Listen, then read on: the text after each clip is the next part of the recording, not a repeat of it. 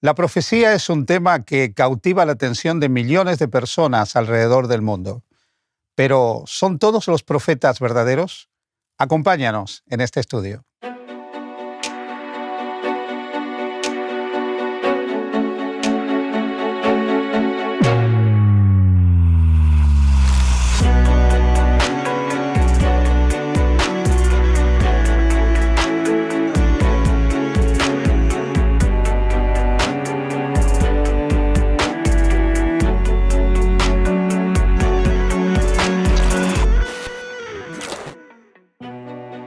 Pues bueno, aquí estamos una vez más en nuestro tercer programa ya de Movimientos Finales.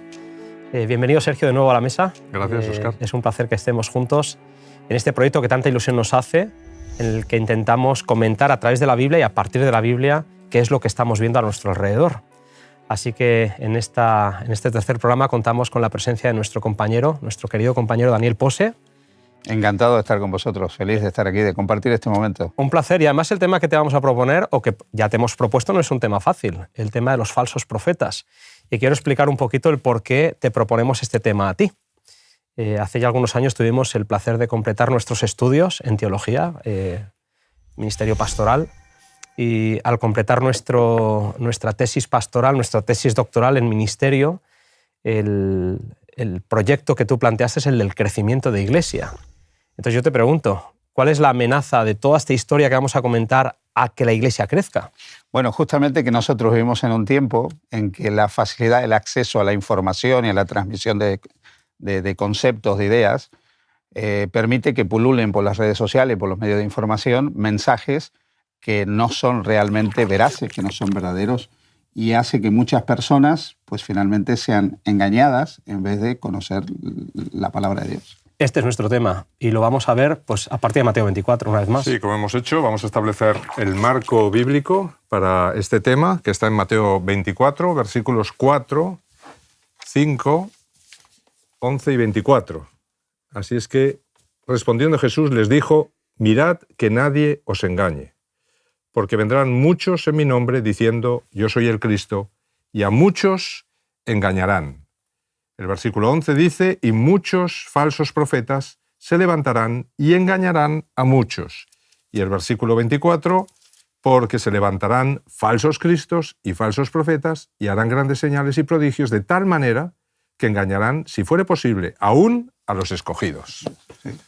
Bueno, aquí encontramos que dentro de las señales del tiempo del fin, Jesús nos plantea un tiempo de engaño religioso. Y dentro de ese marco de engaño religioso está la aparición de lo que llamaríamos los falsos profetas, ¿no? Los falsos profetas existen porque hay verdaderos profetas. O sea, hay verdadera revelación y hay falsa revelación. De hecho, el problema de la falsa revelación es algo que ya comienza en el jardín del Edén. O sea, en el momento que Dios se comunica con el hombre en el jardín del Edén, podemos recordar cuando Dios le dice a Adán y Eva: de todos los árboles que hay en el huerto podéis comer, pero esto no, porque ocurrirá tal cosa. Aparece la falsa revelación, cuando Satanás contradice el mensaje de Dios y dice: no, esto no es como Dios lo está diciendo.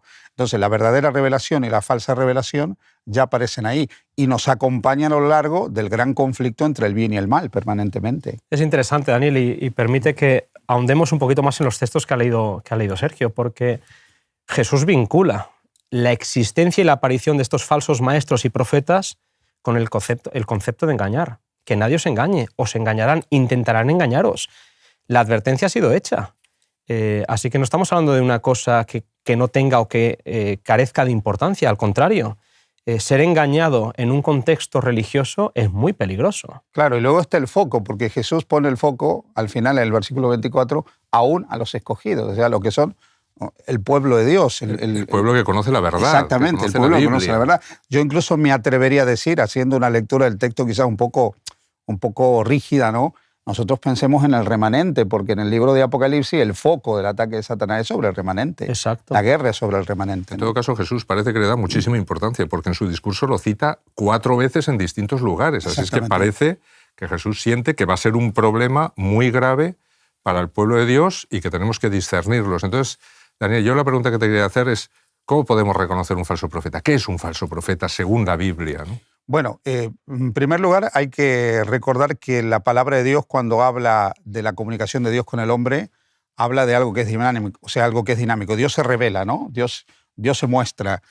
Por ejemplo, Amós dice, no hará nada el Señor Jehová sin que revele su secreto a los siervos de los profetas. En el momento que está la verdadera revelación, como veníamos diciendo, esa revelación que está mencionada en el Antiguo Testamento con la palabra Nabí, que es el portavoz de Dios, o el Roé, el vidente, profetés en el Nuevo Testamento, que es el que lleva el mensaje de Dios, pues aparece la otra cara, la otra historia, la falsa moneda, el falso mensaje.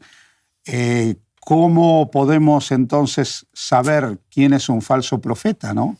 Pues aquel que trastoca el mensaje de Dios, aquel que cambia completamente el mensaje de Dios. De hecho, cuando intentabas definir ahora, bueno, mencionabas un poco las palabras tanto hebreas como griegas para definir al profeta, al que habla en lugar de el portavoz. Tenemos un ejemplo muy claro que podríamos compartir. Mientras lo ibas diciendo, lo estaba buscando, ¿no? Pero en Éxodo 4, por ejemplo, cuando Moisés tiene que presentarse delante del faraón, entonces Moisés respondió diciendo, he aquí que ellos no me creerán ni oirán mi voz, porque dirán, no se te ha aparecido Jehová. Y Jehová dijo, ¿qué es lo que tienes en tu mano? ¿No? Él respondió una vara.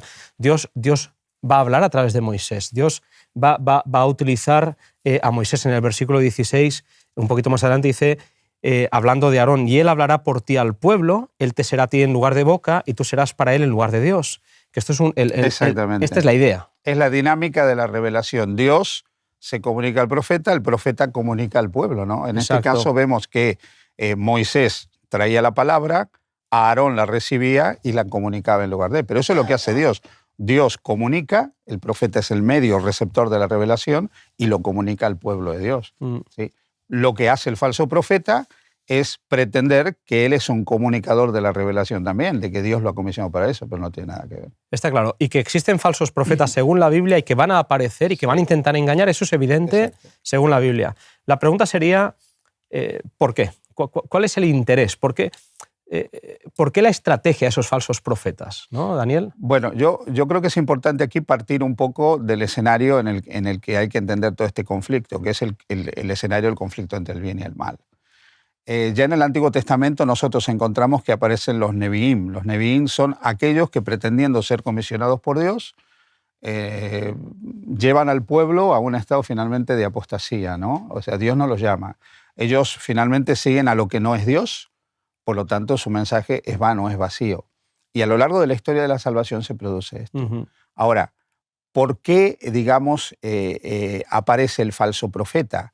Pues aparece el marco del gran conflicto en primer lugar porque el enemigo quiere falsificar el mensaje de Dios de una manera clara, de una manera evidente.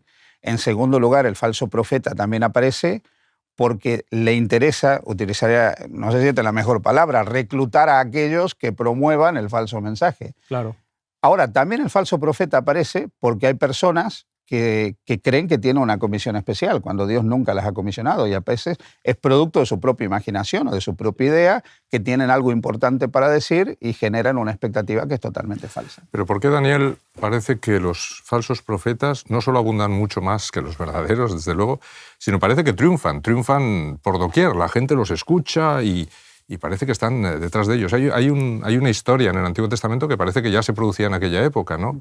Que está en 2 de Crónicas 18, del 4 al 7, que es cuando se reúnen los dos reyes, el de Israel y el de Judá, y bueno, pues están ahí Acab y Josafat, y van a ir a una batalla juntos, y entonces dice, oye, pues consultemos a los profetas. Y aparecen 400 falsos profetas. Y están allí los dos escuchándole. Y hay uno solo que es verdadero. Claro, están escuchándole y resulta que el rey Josafat, que era más cercano a Dios, le dice, oye, ¿no hay algún profeta de Dios por aquí al que podamos consultar? Y parece que todos hablaban de parte de Dios, pero él detecta que aquellos profetas no están hablando de parte de Dios, ¿no? Y es interesante porque Acab le dice, sí, pero hay uno solo, pero cada vez que me habla mal, claro. Y me dice cosas malas. No me gusta lo que me dice. Prefiero no escucharle, claro. ¿no? Sí, Entonces sí, parece que es como si los falsos profetas nos agradaran en lo que están diciendo y los profetas de Dios, pues... Sí, mira, yo creo que eso nos ayuda a entender un poquitito por qué el falso profeta puede tener auditorio, ¿no? Porque realmente el auditorio del falso profeta va a escuchar en un sentido lo que le agrada. ¿Pero por qué? porque también hay una serie de estudios que se han hecho a nivel sociológico y antropológico, ¿no? de la caracterología de determinados grupos que siguen a determinados líderes, ¿no? Entonces, por ejemplo, el falso profeta es una persona que es tremendamente carismática, pero a la vez es tremendamente controlador y tremendamente dominante. Y hay un perfil de personas que de alguna manera necesitan constantemente que le estén diciendo lo que tiene que hacer, que le estén marcando el camino por el que deben ir, ¿no? Y son personas que, podríamos decir, han perdido el locus de control interno y necesitan que externamente alguien constantemente les esté marcando el camino, les esté marcando el paso, les esté diciendo qué es lo que tienen que creer, cómo tienen que pensar, cómo tienen que actuar, cómo tienen que ser, porque serían incapaces de hacerlo por su propia cuenta. Y el problema es que este tipo de personas llega a entregar hasta su libre albedrío al falso profeta.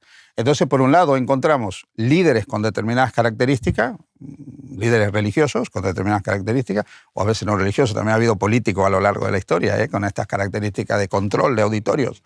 Y luego encontramos determinados perfiles caracterológicos de personas que son, pues, carne fácil para este tipo de personas. Jesús diría, ¿no? Mateo 7, pleno sermón de la montaña, él dice: guardaos de los falsos profetas, que vienen a vosotros con vestidos de ovejas, pero por dentro son lobos rapaces. Exacto. De hecho, una de las características que nos va a ayudar a definir es el fruto, es a qué nos lleva.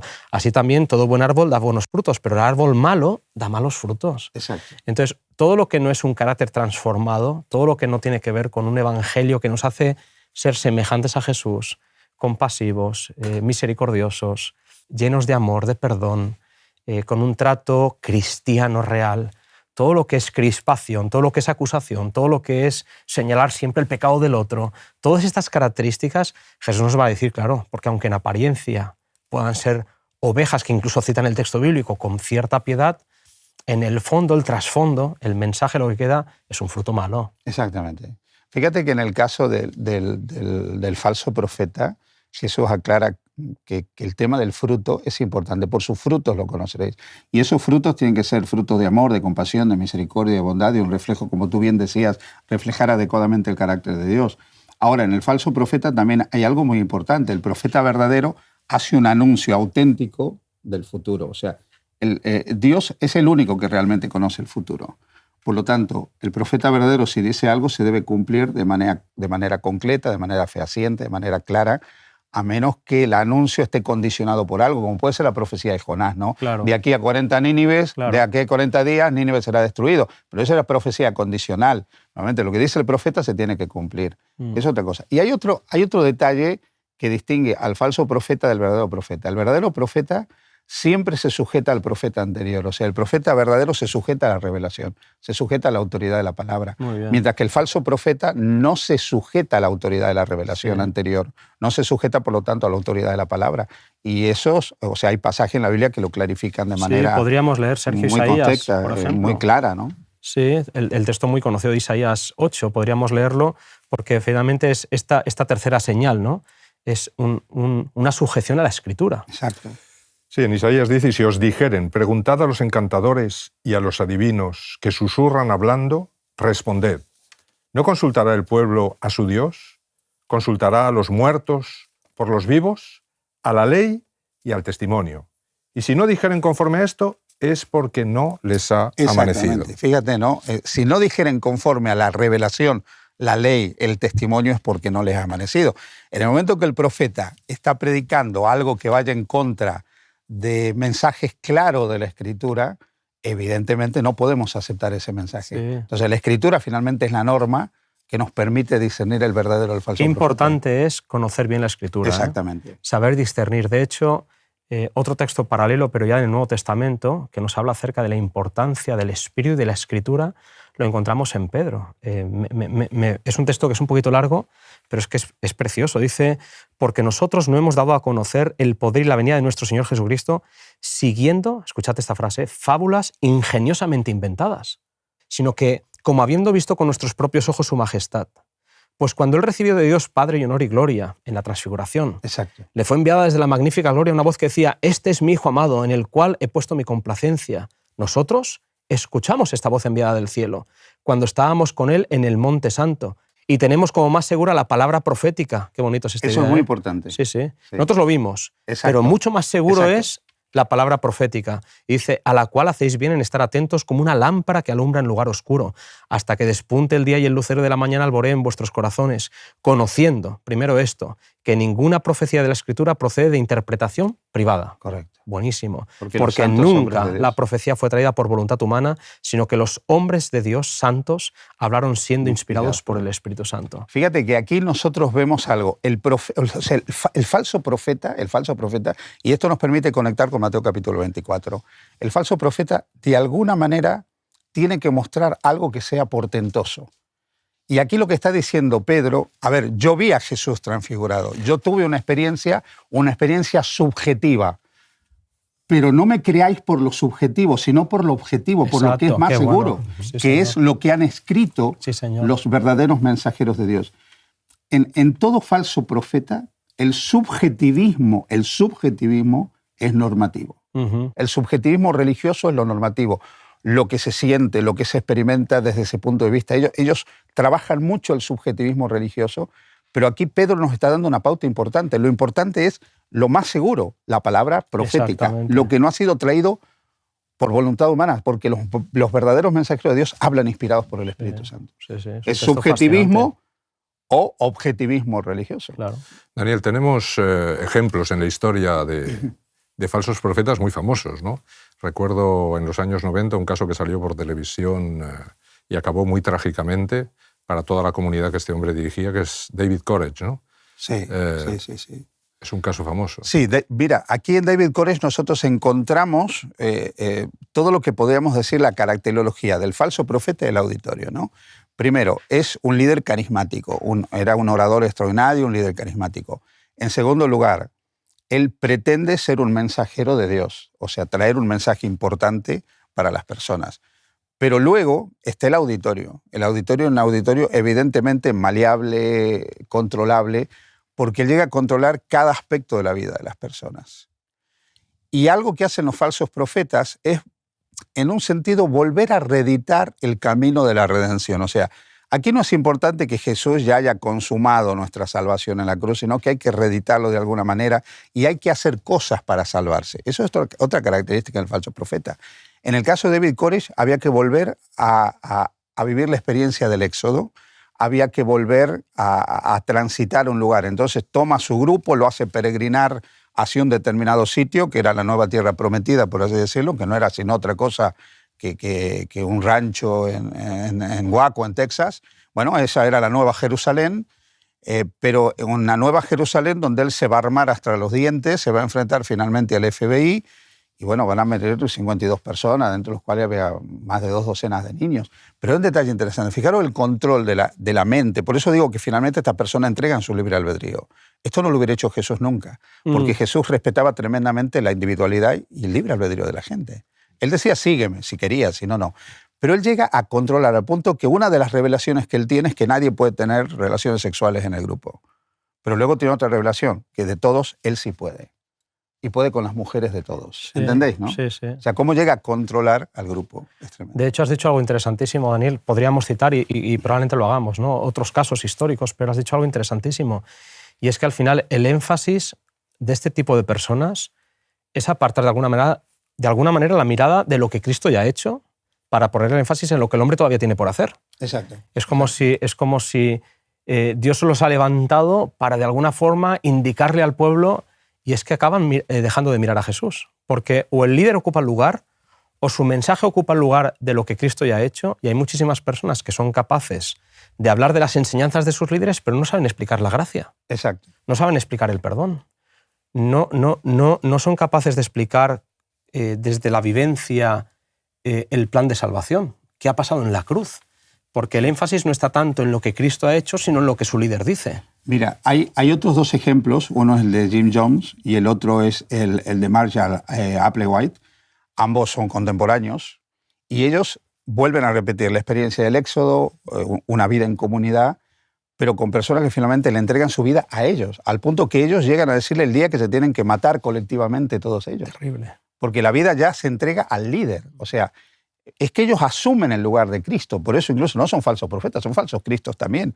Y tenemos un caso dentro del mundo cristiano muy histórico, que es el caso de José Smith, permítanme que lo diga, porque aquí nosotros vemos una persona que pretende ser un mensajero de Dios, pero no se va a sujetar a la autoridad de la Escritura. Y sus mensajes van a ser completamente contrarios a la Escritura. Porque eso es importante. La Escritura es lo normativo. Exacto. Y aquí tenemos tenemos, testimonio. exactamente, alguien que de pronto pretende ser un mensajero de Dios, pero no se sujeta a la Escritura. Exacto. La termina contradiciendo de una manera que es asombrosa. Yo, por ejemplo, ya que estamos hablando del tema y estamos aquí en familia, ¿no? Yo personalmente creo que los mensajes de Ellen White tienen el sello divino. ¿Y por qué lo creo? Porque ella se sujeta a la autoridad de la Escritura.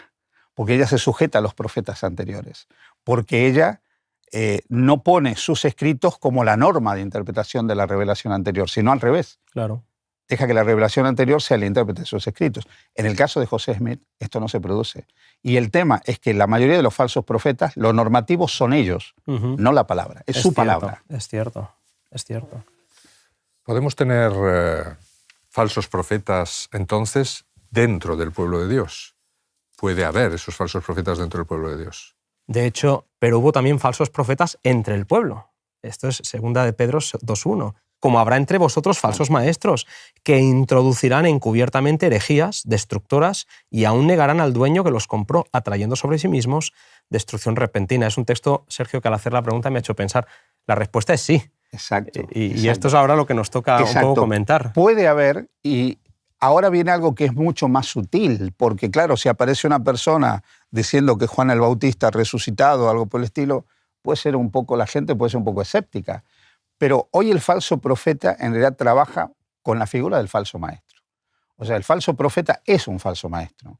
Y tenemos una cantidad de falsos maestros que no pretenden necesariamente ser profetas, pero que asumen una función profética al ser portavoces de un mensaje que supuestamente viene de Dios, pero son falsos maestros, son falsos profetas. Y llevan a las personas por caminos que no son los caminos del Señor, las llevan por caminos equivocados. Con lo cual, no solo la salvación eterna de estas almas está en juego, sino también el avance auténtico de la obra de Dios, la predicación auténtica del Evangelio. Sí, sí. Un falso maestro tiene una falsa enseñanza. Exacto. Una falsa enseñanza es contraria a una verdadera doctrina. Y una verdadera doctrina siempre tiene su origen en Jesús. Así que no estamos hablando de una cosa que no sea peligrosa, lo es. Y desde luego, Sergio, la pregunta que hacías es, ¿y puede haber en el pueblo de Dios falsos maestros? La respuesta es obviamente sí.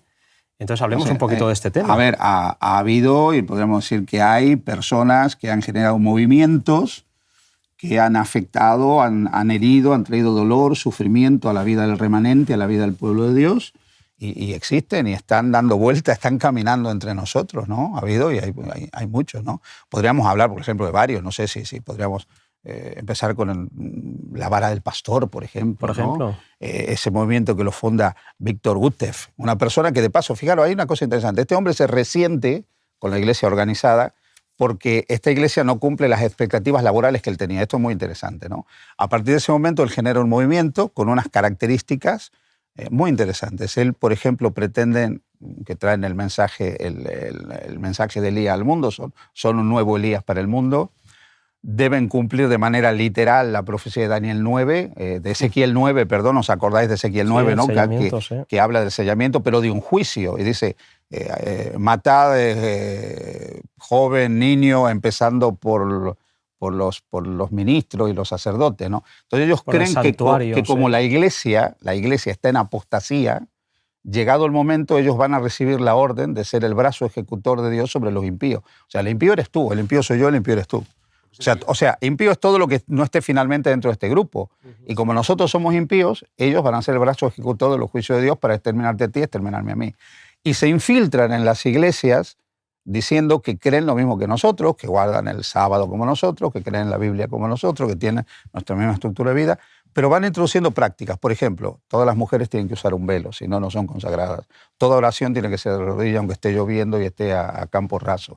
Y con pequeñas cosas van creando conflictos y divisiones dentro de la iglesia, hasta que finalmente convencen a un grupo que el resto está en apostasía y que llegado el momento ellos tendrán que ser el brazo ejecutor de los juicios de Dios sobre ese otro grupo, que es el grupo apóstata. Lo que es interesante es que este movimiento, por ejemplo, el que estás citando ahora, y otros, funcionan no independientemente predicando el Evangelio fuera y hablando de lo que es correcto, no.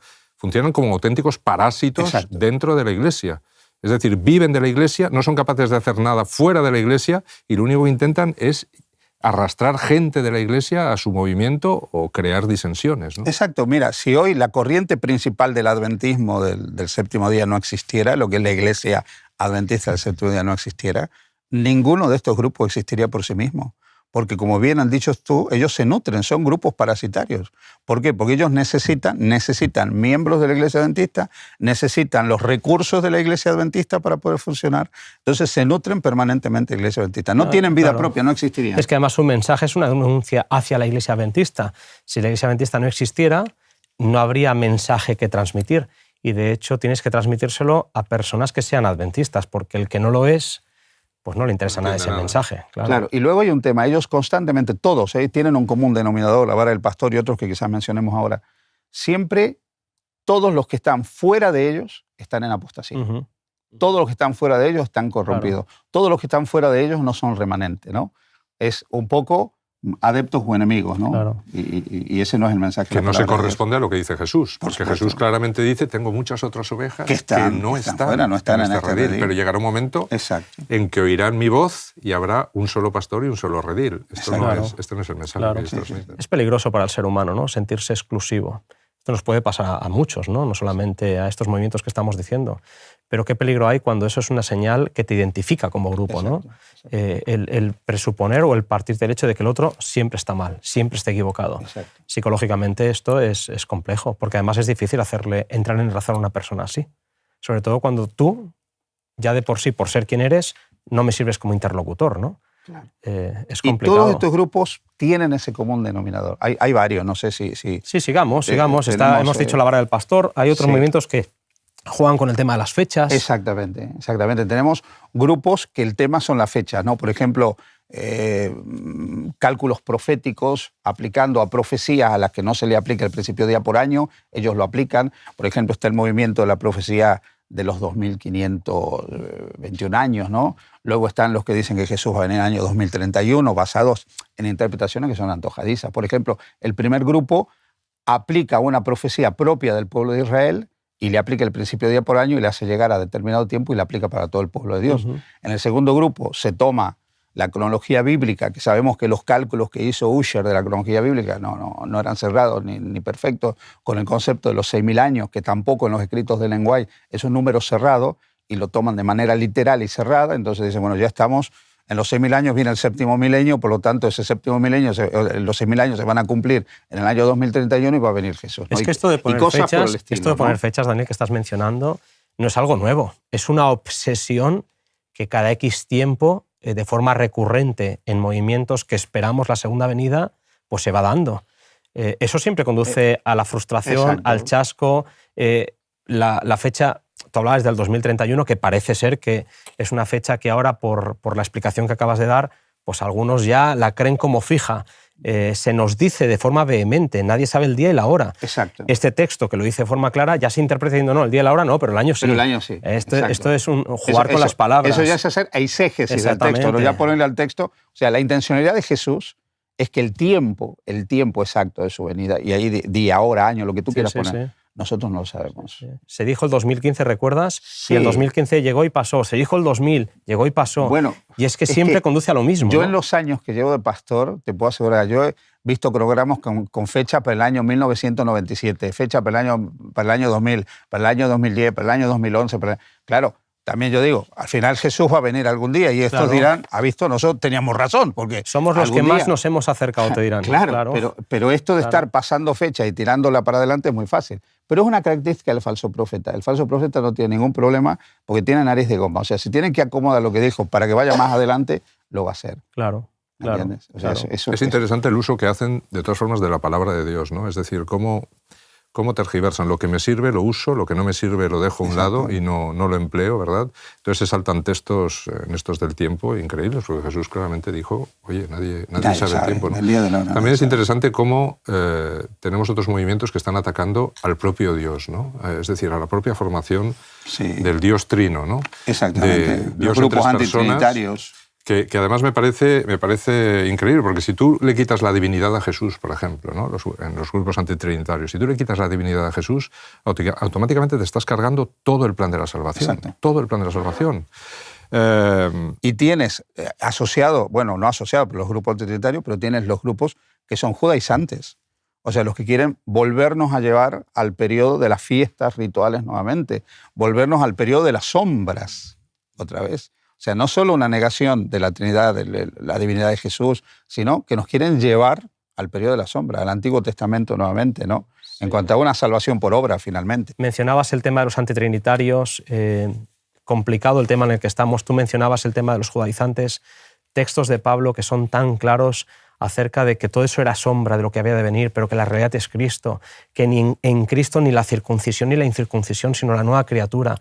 Lamentablemente tenemos cada vez más corrientes de enseñanza de personas que pretenden tener más luz que lo que la Biblia dice, y eso siempre lleva a la confusión. Entonces, personas que ahora de repente vuelven a celebrar todas las fiestas judías, la Pascua, tal. Vivimos una etapa en la que parece como que hay una regresión, ¿no? En este contexto, Pablo dirá, ¿quién os ha fascinado para llevaros de nuevo, habiendo empezado por el Espíritu, ahora vais a acabar otra vez por las formas? Esta es la realidad en la que nosotros lamentablemente nos movemos. Pero frente a la falsa enseñanza, ¿verdad, Daniel? Siempre está la palabra de Dios. Exactamente. Sí, una cosa que siempre le enfaticé a los hermanos en las iglesias es: hagan de la Biblia la norma, crean en la Biblia, tómenla como la autoridad en materia de fe, de doctrina y de práctica. La Biblia es la norma por la que nos tenemos que guiar, es la autoridad final. Y quizás esa sería nuestra conclusión. A la ley y al testimonio, como tú has leído, Sergio, pero es que además fuera de eso es que es muy peligroso, porque hoy en día abundan, tal y como se nos dijo, abundan falsos maestros que, si pueden, engañarán incluso a los escogidos. Así es. Sí, además no salirnos, Jesús nunca invitó, ni en el Antiguo Testamento ni en el Nuevo, a salirnos de la iglesia instituida por él. No nos invita a salir de esa iglesia, sino a transformar esa iglesia desde dentro. Y todos estos grupos, todos estos falsos profetas invitan a salir, a apartarse, a criticar a la iglesia de Cristo finalmente, ¿no? Con todos sus defectos, que los tiene, pero desde luego Jesús nunca dice, oye, saliros de la iglesia, no, apartaros si veis que no. Quedaos en la iglesia y, con vuestro ejemplo, transformad a la iglesia, ¿no? Exactamente. Un trabajo como la levadura, de adentro, ¿no? De adentro hacia afuera. Eso es. Pues muchas gracias, Daniel, por este tema interesante.